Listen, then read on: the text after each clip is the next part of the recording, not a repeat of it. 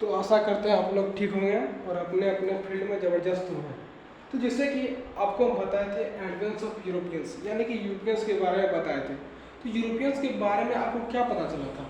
Europeans के बारे में पता चला था कि आपको कि यूरोपियंस एक नंबर लालची थे। वो क्या करते थे, हमेशा दूसरों के बारे में सोचते थे कि वो इतना कमाया हम भी कमाएंगे। तो क्या क्या था कि सबसे पहला बात है कि पोर्चुगीज आए थे 1498 में आए थे, फिर डच आए थे 1595 और 96 में, और फिर आए थे ब्रिटिश आए थे 1600 में, डेनिश आए थे 1604 में, फ्रेंच आए थे 1664 में। इसके बाद क्या हुआ कि यूरोपियंस के आगमन होने का कारण क्या था? क्या वो अपना लवर से मिलने आए थे? क्या वो अपना हिस्सा लेने आए थे? क्या वो अपना जमीन लेने आए थे? नहीं, वो क्यों इसलिए आए थे? वो आए थे भारत का जो पैसा होता है, माल रोकड़ा रोकड़ा, वो देखने आए थे। कैसे? सबसे पहला बात है कि वो जो मार्को पोलो है, मार्को पोलोस का जो यात्रा वृत्तांत जो किताब होती है, उसको देख के वो पगला गए थे। वो साला इतना कमा रहा है, हम भी कमाएंगे। पहला कारण ये था। और दूसरा कारण क्या था? दूसरा कारण यह था कि स्पाइसेस गार्डन, यानी कि जो मसाला था, बगीचा जो था, मसाले के बगीचा था, उसको देखकर यूरोपियंस का दिमाग खराब हो गया। क्या खराब हो गया? दिमाग कैसे खराब हो गया? वो देखिए, ओ माय गॉड, पहले तो लोग कच्चे खाते थे। क्या खाते थे? बस बकरी का मीट वो कच्चा खाते थे। तो उन्होंने क्या किया, स्टार्ट किया, कच्चा खाना छोड़ दिया। तो उन्होंने क्या स्टार्ट किया जानते हैं? उन्होंने मसाला मारना स्टार्ट किया। कौन मसाला? मैगी मसाला। वो कहाँ का है? भारत का ही है। पुष्प मसाला, वो कहाँ का? भारत का ही है। तो वो मसाला मारना स्टार्ट किया, उनको अच्छा लगने लगा। तो मसाला किस चीज़ में काम आता है? पहला काम आता है कि मतलब खाना को डिलीशियस यानी कि स्वादिष्ट बनाने के लिए काम में आता है। और दूसरा काम में आता है, किसके लिए काम में आता है? दूसरा काम में आता है मेडिकेशन, यानी कि दवाई रूप में काम करता है वो। जैसे मान लो पेट कट फट जाए तो आप हल्दी लगा लीजिएगा तो आपका ब्लड रुक जाएगा, उसी तरह का। और तीसरा क्या काम में आता है? तीसरा काम में आता है आपका फूड प्रिजर्वेशन, यानी कि जैसे मतलब अचार, आम खराब होगा तो आप उसको में अचार बना सकते हैं आम का। किस लिए? मसाला डाल के, जवाइन, जीरा, मेथी, मरीला, ये सब डाल के। ये हो गया तीसरा। तीसरा क्या है आपका? तीसरा है आपका जियोग्राफिकल कंडीशन, यानी कि भौगोलिक अवस्था है। भौगोलिक अवस्था क्या है? जैसे मान लीजिए किस तरह मौसम रहेगा, जैसे पानी पड़ेगा तो आपका फसल खराब हो जाएगा, उसी तरह का गर्म मौसम रहेगा तो फसल अच्छी होगी। फसल अच्छी होगी तो रॉ मटेरियल यानी कि कच्चा पदार्थ जो होता है वो भी अच्छा होगा। तो कच्चा पदार्थ क्या क्या आता है? मसाला आता है, मेज आता है, कॉर्न आता है, इंडिगो आता है, कपास आता है। ये हो गया। फिर आपका पांचवा क्या था? Crusade and geographical discoveries. Crusade and geographical discoveries. अब देखिए क्रूसेड एंड ज्योग्राफिकल यानी कि देखिए क्रूसेड यानी कि धर्म युद्ध में क्या होगा कि मुस्लिमों ने जो ट्रेडिंग एरिया होता है, जो यानी कि ट्रेडिंग एरिया यानी कि जो पाथ होता है, किसका पाथ होता है, यानी कि जो व्यापारिक मार्ग होता है उसको ब्लॉक कर दिया। कौन? किसके बीच? यानी कि एशिया और यूरोप के बीच में ब्लॉक कर दिया। किसके लिए? क्रिश्चियन के लिए। अब क्या डिस्कवरी हुआ था? डिस्कवरी हुआ मेरिडियन कंपास का हुआ था, इसके लिए का हुआ था, किस लिए हुआ था? जब समुद्री यात्रा लंबी जाएगी ना तो हम लोग हेरा जाएंगे ना। अभी के टाइम में क्या है, आपका वेदर है, मैप है, ऐप है, बहुत चीज़ उसमें नहीं था। तो उस समय क्या किया था? स्केल और फिर मेरिडियन कंपास की वजह से हम डायरेक्शन का पता करते थे। क्या कैसा होता? वो ऐसा था डायरेक्शन, ऐसा पता करने के लिए। अब इसके बाद आता है हमारा इम्पैक्ट रिनेस एनलाइटमेंट इन यूरोप, यानी कि जब पुनर्जागरण हुआ, यानी कि जब मस्तिष्क यूरोपियन का दिमाग जब हिला ना तो उसका दिमाग खुल गया। क्या खुल गया? जब उसको पता लगा साइंस एंड टेक्नोलॉजी के बारे में पता चला, यानी कि era of science and technology, यानी कि विज्ञान एवं प्रौद्योगिकी के बारे में पता चला। और दूसरा क्या होगा? दूसरा हो गया था आपका new discoveries like mineral compass and scale जब हुआ। ठीक। अब इसका इम्प्रेशन कोलोनिज्म के बारे में बात करते हैं। इम्प्रेशन कोलोनिज्म यानी कि जितना भी टोटल कंट्रोल है वो क्या था? पॉलिटिकल, यानी कि मतलब राजनीतिक संरचना के बारे में होता है। और जितना कोलोनिज्म पर जितना भी कंट्रोल हो गया है, इकोनॉमिक आर्थिक व्यवस्था पर कंट्रोल होता है। अब चलिए हम बात करते हैं पोर्चुगीज के बारे में। पोर्चुगीज के बारे में बात करते हैं। पोर्चुगीज, चलिए हेडिंग बनाइएगा, तो प्यार से पढ़िएगा, धीरे धीरे पढ़िएगा, जरूर पढ़िएगा, मतलब तो भी कर रहे हैं। चलिए पोर्चुगीज के बारे में बात करते हैं। पोर्चुगीज 1498। अब सबसे पहले एक इसमें आता है हमारा, क्या आता है? एक आता है हमारा आदमी। कौन आदमी है वो? बहुत बढ़िया, ठीक है। आता है हमारा भाई बार्थोलोम्यू डियाज, यानी कि इसको शॉर्ट फॉर्म में लिखते हैं बार्थोलोम्यू डियाज। ठीक है, ये क्या होता है, इसका नाम होता है बार्थोलोम्यू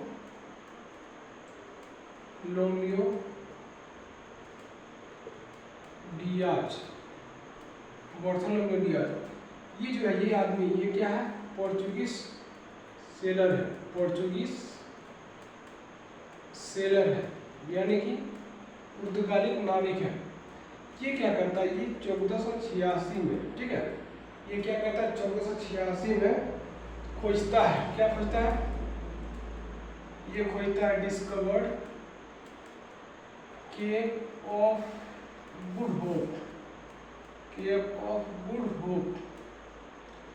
ये केप ऑफ गुड होप क्या है, एक जगह का नाम है, ठीक है, गुड होप। तो बार्थोलोम्यू डियाज क्या होता है, 1486 में डिस्कवर करता है केप ऑफ गुड होप, यानी कि केप ऑफ गुड होप किसके द्वारा खोजा गया था, बार्थोलोम्यू डियाज के द्वारा। ठीक है, पहले केप ऑफ गुड होप को, ठीक है, पहले earlier cape of good hope is known as Cape of Storm, Cape of Storm। पहले केप ऑफ गुड होप को क्या बुलाया था, केप ऑफ स्टॉर्म बुलाया जाता था। ठीक है, अब प्रेजेंटली यानी कि अभी के समय में केप ऑफ गुड होप कहाँ प्रेजेंट है, cape of good hope present है कहाँ, केप टाउन में, जो कि साउथ अफ्रीका में है, कहाँ पर है, साउथ अफ्रीका में है, याद समझ आया आपको। अब हम चलते हैं पोर्चुगीज इन्वेडर प्रिंस हेनरी, पुर्तगाली के बारे में पढ़ रहे थे, पुर्तगाली के बारे में पढ़ेगा, पोर्चुगीज इन्वेडर, पोर्चुगीज पोर्चुगीज के राजा प्रिंस हेनरी, ये क्या किए थे, ये डिस्कवर्ड किए थे, क्या डिस्कवर्ड किए थे, डिस्कवर्ड मेरिनियर कंपास,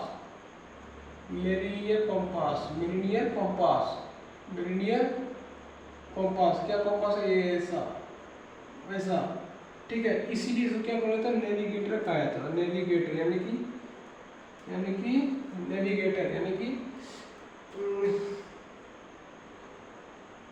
नेविगेटर कहा जाता है इसीलिए पोर्चुगीज। अब चलते हैं हमारा दूसरा मेन टारगेट पोर्चुगीज पे। ठीक है, अब 1498 की बात करते हैं, आओ सुनते 1498 की कहानी। वास्को डी गामा एराइट, ठीक है, इन 1490 वास्को डी गामा एराइट इंडिया। किसके मुंह से आए थे, with help of Gujarati guide. Gujarati guide का नाम क्या था, अब्दुल माजिद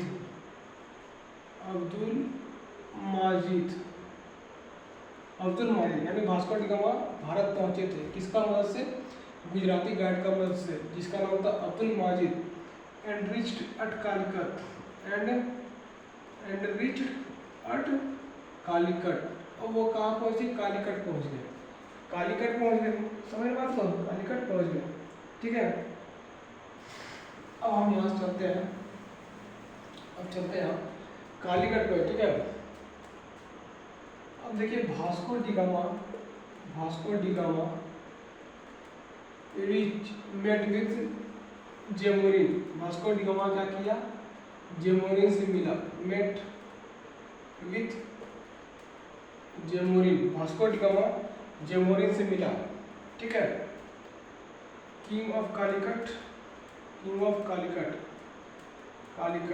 कि कालीकट का राजा था, कालीकट का राजा कौन था, जेमोरिन। एंड जेमोरिन क्या करता है, वेलकम्ड भास्को। अब जेमोरिन क्या करता है, भास्को का वेलकम करना, स्वागत करता है। ठीक है, अब हो गया यहाँ तक आपका पोर्चुगीज, और आगे हम आपको बताने वाले हैं। ठीक है, लाइन बने रहिएगा।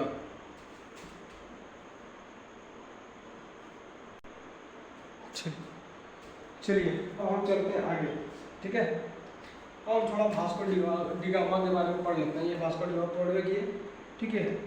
अब देखिए अब क्या करता है कि जो अरबियन ट्रेडर्स हैं, अरबियन ट्रेडर्स यानी कि जो अरब के जो व्यापारी हैं वो क्या करते हैं, वास्को का विरोध करते हैं। क्यों? क्यों? वो किसी का एरिया में आएगा तो उसका विरोध होगा ही ना, ठीक है। तो जो वास्को डी गामा थे वो अरब का एरिया में पहुंच गए थे ट्रेड करने के लिए, ठीक है। तो अरबियन ट्रेडर्स को पोस्ट वास्को, वास्को तो ठीक है, आपको समझ में आ गया, ठीक है।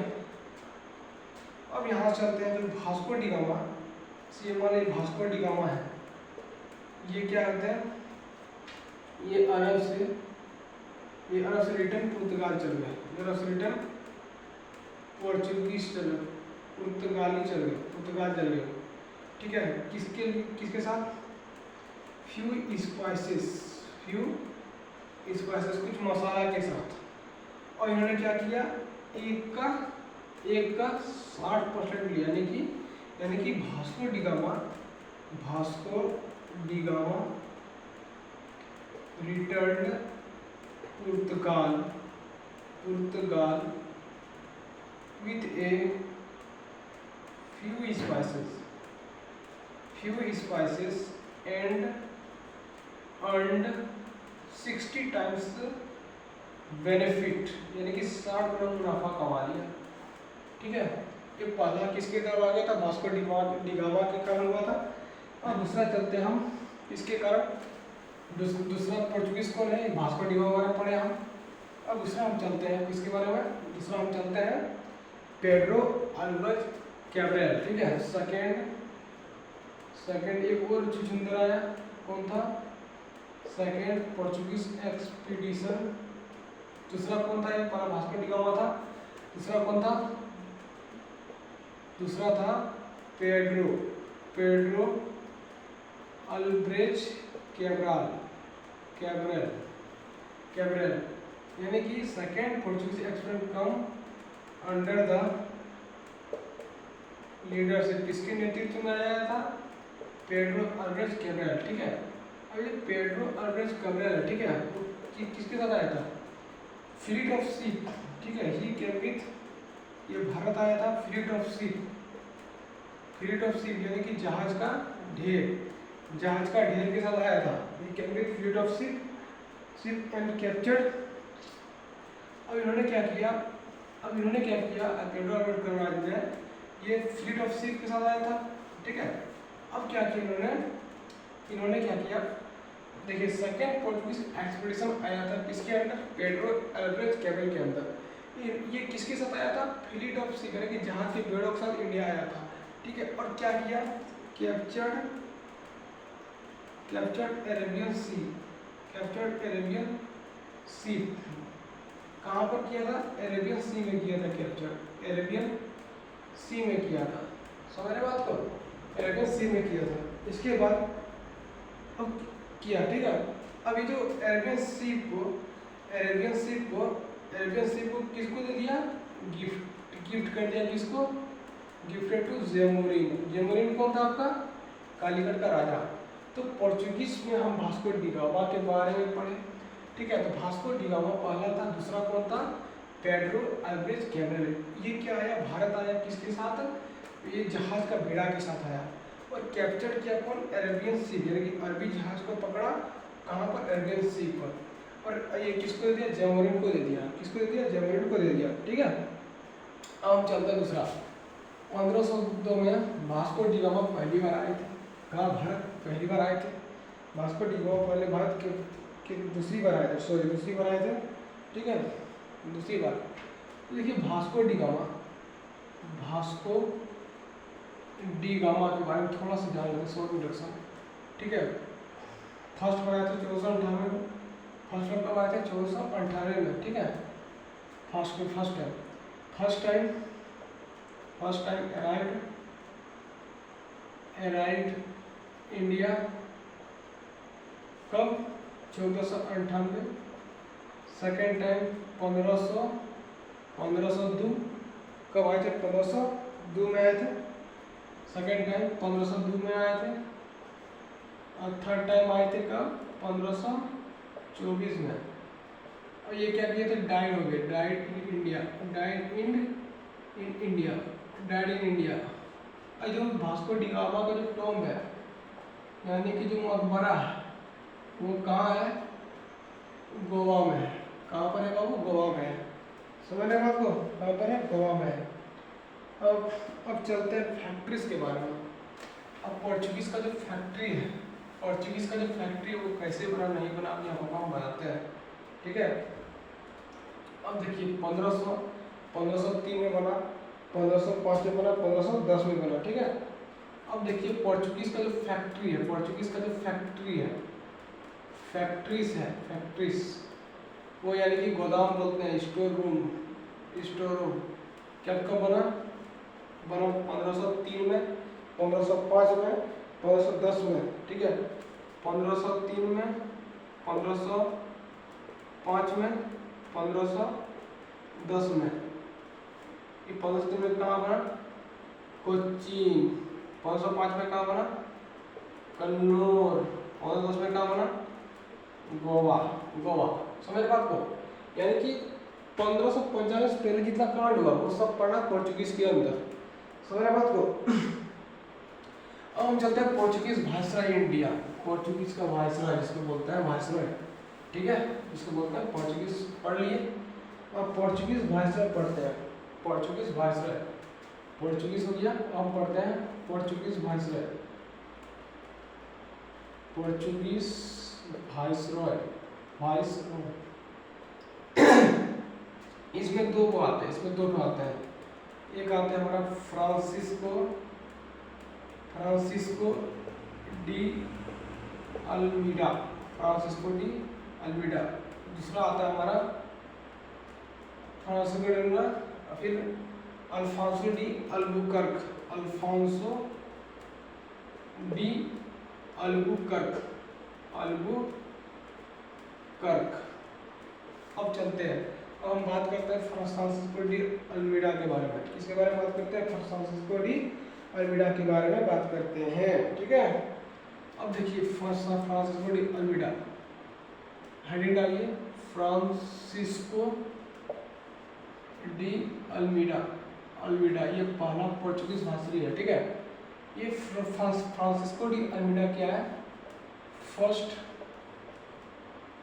Portuguese viceroy in India, first Portuguese viceroy in India, यानी कि पहला वायसराय इंडिया का, ठीक है। इन्होंने क्या किया था? इन्होंने क्या किया था? इन्होंने फ्रांसिस्को डी अल्मीडा ने क्या किया था? शांत जल नीति को इंट्रोड्यूस किया था, introduced blue water policy, blue water policy को इन्होंने क्या किया था? बताया था। तो फ्रांसिस्को डी अल्मीडा कब आए थे? 1505 से लेकर 9 के बीच में आए थे। कब आए थे? 1505 और 9 के बीच में आए थे, ठीक है। अब देखिए ब्लू वाटर पॉलिसी क्या होता है। अब समझते हैं ब्लू वाटर पॉलिसी क्या होता है, ठीक है। ब्लू वाटर पॉलिसी क्या होता है समझते हैं बात को। ब्लू वाटर पॉलिसी क्या होता है, ठीक है। ब्लू वाटर पॉलिसी, अब देखिए इसका मतलब समझते हैं। ब्लू वाटर पॉलिसी यानी कि शांत जल नीति, शांत जल नीति। शांत जल नीति का मतलब होता है कि देखिए ये मान लीजिए ये क्या आपका, ये क्या सी है, पूरा क्या ये आपका वाटर है, वाटर है, ये भी आपका वाटर है, ये भी आपका वाटर है, ठीक है। इधर क्या पड़ता है? अरेबियन सी पड़ता है। इधर क्या पड़ता है आपका?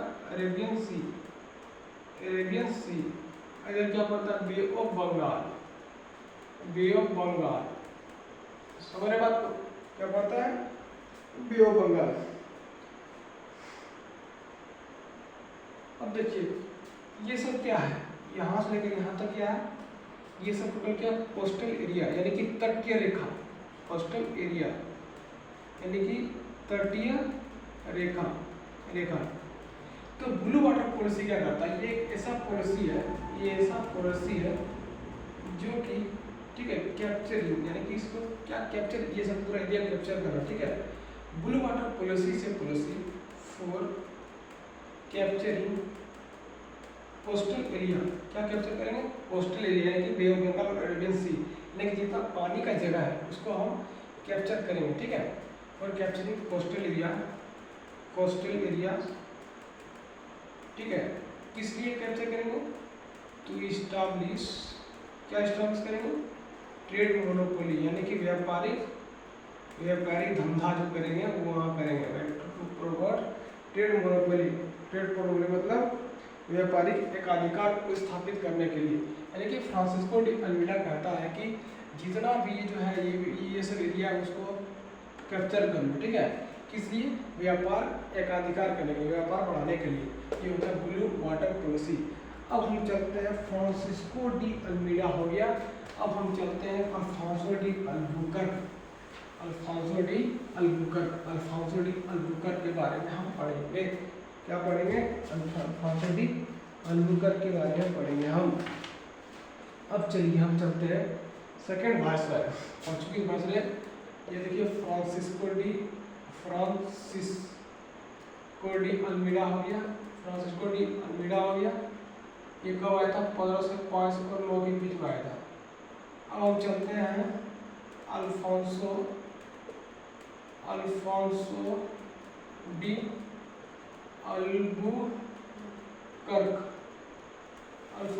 अल्बुकर्क, अल्फांसो डी अल्बुकर्क, ठीक है। इसको क्या कहा जाता है, अब देखिए यहाँ पर हेडिंग बनाइए, अल्फांसो डी अल्बुकर्क, QERQE, ये सेकंड वर्ष में है, ठीक है।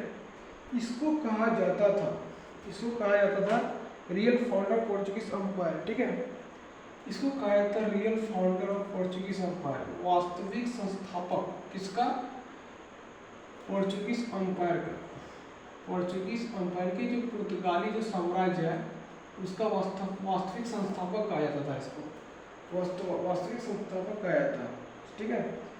1509 और 10 में क्या कांड हुआ, 1509 और 10 में क्या कांड हुआ, 1509 और 10 में, ठीक है, ये जो अल्फांसो डी अल्बुकर्क है ये क्या किए, ही कैप्चर्ड गोवा, ये क्या किए, गोवा को कैप्चर किए, ठीक है, ये कैप्चर गोवा, ये किसको कैप्चर किए, गोवा को, कहाँ से कैप्चर किए, सुल्तान ऑफ बीजापुर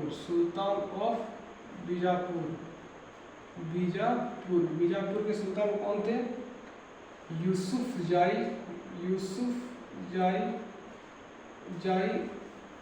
आदिल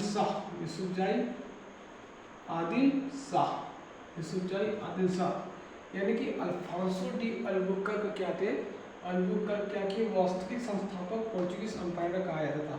1509 और 10 में इन्होंने गोवा को कैप्चर किया, कहाँ, सुल्तान बीजापुर से, जो कि जिसका नाम था यूसुफ जाई आदिल शाह, समझ में आया बात को, यूसुफ जाई आदिल शाह, ठीक है।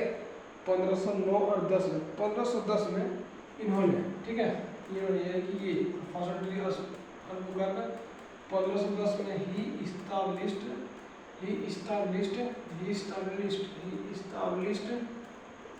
हेडक्वार्टर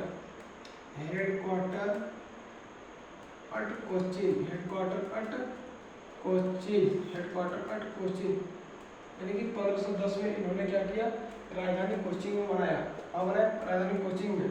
और फिर अल्फांसो डी अल्बुकर्क ने क्या किया, प्रोहिबिटेड यानी कि सती प्रथा को खत्म किया, सती सिस्टम कहाँ पर, पोर्चुगीज एम्पायर में, यानी कि सती सिस्टम, जहाँ पे ऐसा सिस्टम है सती प्रथा, जिसके कारण पहले जमाने में रानियाँ राजाओं का इंतजार करती थी, कब, युद्ध के समय, जब वो रिटर्न नहीं आ सकते कि दूसरे राज्य के राजा उन्हें छू ना पाए, मतलब जो अपोनेंट्स होते हैं उनको छू ना पाए, और वो जोहर कर देती थी, ठीक है। अब ये इसका चोट्टा इतना हरामी था, ये क्या किया, ये प्रमोट किया पोर्चुगीज मेल यानी कि पुरुष को बस शादी करने के लिए किससे? इंडिया इंडिया इंडियन वुमेन से, इंडियन वुमेन से, इंडियन वुमेन से, इंडियन वुमेन से। ठीक है, ये साला हरामी इतना हरामी था, यही बोला कि चलो, यही बोला कि आप शादी कर लो। पोर्चुगीज का जो मेन है कि लड़का लोग है वो किसे शादी करेगा? भारतीय नारी से शादी करेगा, यानी कि मैरिज करेगा, ब्याह करेगा, मियाँ ब्याह करेगा। इसके बाद 1524 में तो मर गया था बेचारा। कौन मर गया था? वास्को डी गामा मर गया था 1524 में। ठीक है, लेकिन वो वायसराय बन गया था। तो 1524 में Vasco da gamma become viceroy. क्या बना? वायसराय बन गया था, वायसराय बना था। वायसराय कौन बना था? अफानासियोस कोडी अल्मीडा 1505 में 1509 से 10। ठीक है, अब देखिए 3, ये वास्को डी गामा भी वायसराय था, वास्को डी गामा भी था वायसराय था। कब से कब था? 1524, थोड़ा सा गैप बना था। कब? Very short period of time, very short period of time, short time, very short time में बना था Vasco da gamma, very short time में बना था। ठीक है, कोचीन टू गोवा, कोचीन टू गोवा 1529-38 में। ठीक है, कोचीन से गोवा, नीनो डी कुना, ये भी कौन था? वायसराय था, वायसराय था। 1529 से 38 में नीनो डी कुना अपना क्या करता है? कैपिटल ट्रांसफर करता है, कैपिटल ट्रांसफर करता है, कैपिटल ट्रांसफर करता है, ट्रांसफर करता है। कहाँ से कहाँ? कैपिटल कहाँ से कहाँ ट्रांसफर करता है? कोचीन से गोवा। पहले कौन था? कोचीन था, कोचीन से कहाँ कर दिया? गोवा कर दिया, गोवा कर दिया। ठीक है, इसके बाद चलते हैं Portuguese hold their empire student India. Portuguese hold their empire student India, student India यानी कि इंडियन ओशियन, यानी कि सागर का स्वामी। पोर्चुगीज होल्ड देयर एम्पायर, यानी कि पोर्चुगीज है, Portuguese hold their empire, Portuguese hold their empire. और क्या बोल रहे थे उसको? स्टाडो द कुना, स्टाडो द इंडिया, यानी कि सागर का स्वामी। क्यों सागर का स्वामी? क्योंकि ब्लू वाटर पर इसी था बाबू, इसे सागर का स्वामी कहा जाता था, सागर का स्वामी कहा जाता था। ठीक है, इसके बाद Portuguese were first and last go from Goa, 1961 में पोर्चुगीज ही एक ऐसा आदमी था जो कि पहला आया, लास्ट यानी कि गया कहाँ से? फ्रॉम गोवा, यानी कि 1961 में पोर्चुगीज ही पहला आया था और लास्ट गया था कहाँ से? गोवा से। अब पोर्चुगीज का क्या कॉन्ट्रीब्यूशन बताते हैं, पोर्चुगीज का कॉन्ट्रीब्यूशन बताते हैं हम। ठीक है, पोर्चुगीज का कॉन्ट्रीब्यूशन यानी कि इसका क्या योगदान था? प्रिंटिंग प्रेस में योगदान था, इसके बाद फिर उसका कल्टीवेशन था। ठीक है, कल्टीवेशन था। ठीक है, पोर्चुगीज इस हेडिंग में आइए, पोर्चुगीज कंट्रीब्यूशन। ठीक है, पोर्चुगीज का कंट्रीब्यूशन पहला क्या था कि प्रिंटिंग प्रेस इन्हीं का देन है, पोर्चुगीज का ही देन है प्रिंटिंग प्रेस। किसका देन है? पोर्चुगीज का देन है। ठीक है, 1556 में। दूसरा क्या है? शिप कल्टीवेशन, यानी कि जहाज, शिप बिल्डिंग, यानी कि नाव बनाने का काम इन्हीं का होता था। इसका फिर होता था कल्टीवेशन किसका? Potato, cultivation of potato, rice, corn, मेज एक्सेट्रा इत्यादि। इसके बाद क्या था इसका? इसके बाद था गौथिक यानी कि स्थापत्य कला में इनका योगदान है। ठीक है, टोबाको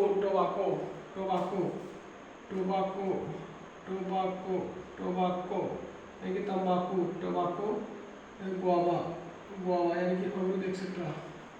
चलिए, उम्मीद करता हूँ पोर्चुगीज खत्म हो गया। अब आगे हम आपको वीडियो बना के देंगे डच का। आशा करते हैं आप लोगों को समझ में आया होगा। थैंक यू, धन्यवाद।